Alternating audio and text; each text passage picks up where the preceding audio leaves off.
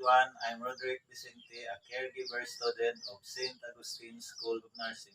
Today, I'm going to demonstrate the administering oxygen via nasal cannula. In simple oxygen mask, the purposes is first is to deliver low to moderate levels of oxygen to relieve hypoxia. Second is to allow uninterrupted delivery of oxygen while the patient or client is ingesting food or fluid. So now let's proceed to the preparation. So we need to assess our client with their skin and mucous membrane color and also their breathing pattern and also the chest movement and chest wall configuration. Also the lung sound that is audible auscultating their chest and by ear. And if there is a presence of clinical signs of hypoxia like anxiety, decrease the level of consciousness, inability to concentrate, fatigue, cardiac dyspnea, also palo or cyanosis. So those are the signs of the hypoxia. Now let's proceed for our planning. So in planning, we need to assemble and prepare all the equipments that we need. So we need the appropriate oxygen delivery system. I have here the nasal cannula and also the simple oxygen mask,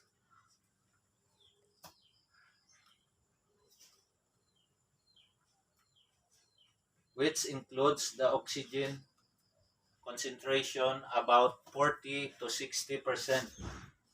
And also we have here the oxygen tank, the flow meter,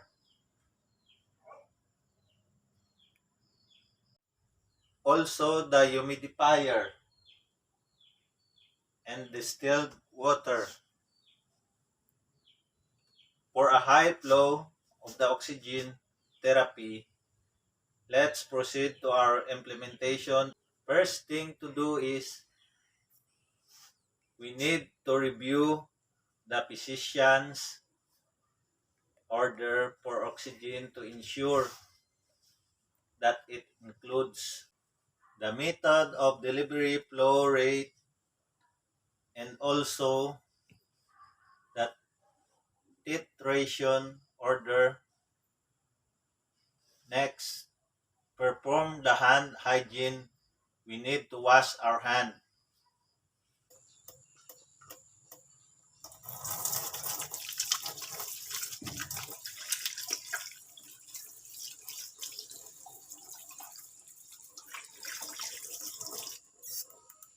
We need to identify the client. You need to explain the client the procedure that you are going to do. Also, you need to help or assist your client in a semi or high polar position if it is tolerated. So in administering oxygen via nasal cannula, we need to insert the flow meter to the wall outlet if it is available, but as I am using oxygen tank,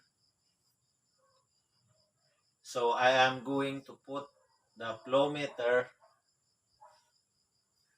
to the oxygen now.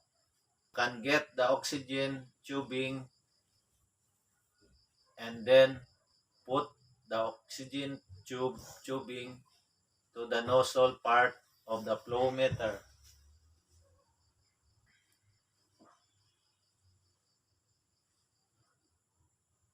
So we are going to put the oxygen tubing, and then you need to turn the oxygen, and you need to put in the prescribed rate using flow meter,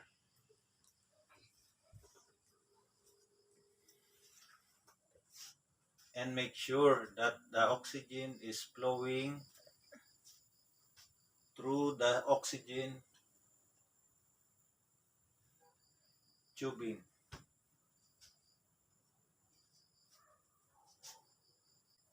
You need to make sure that there's an air,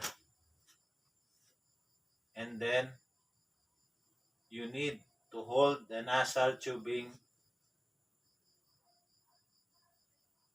in its proper position, which prolongs curving downwards. And put the prongs to the nearest, then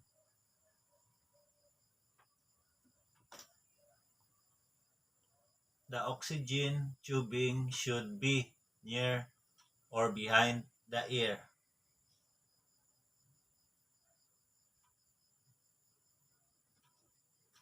Actually, there is an adjustment at the chin part where the client is comfortable with. So you can adjust that one, and you can also put the gauze at the ear. The tubing as necessary if the prongs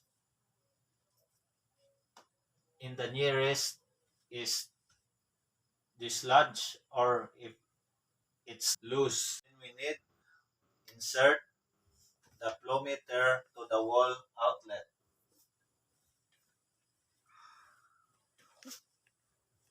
and attach the oxygen tubing to the flow meter.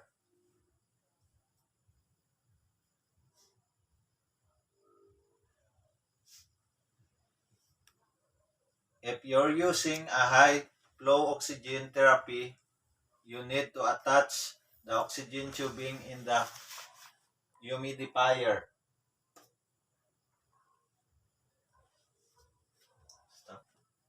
Turn on the oxygen with its prescribed rate. And if you're going to use the preservoir mask, we need to put the mask in our client.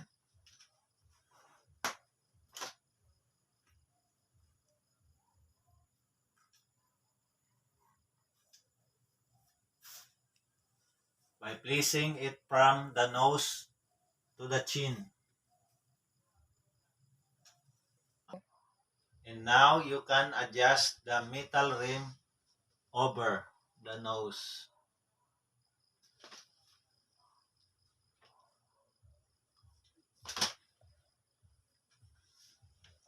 Then, to contour it to the face of the client and for the evaluation, we need to assess the proper functioning of the equipment and to observe the client's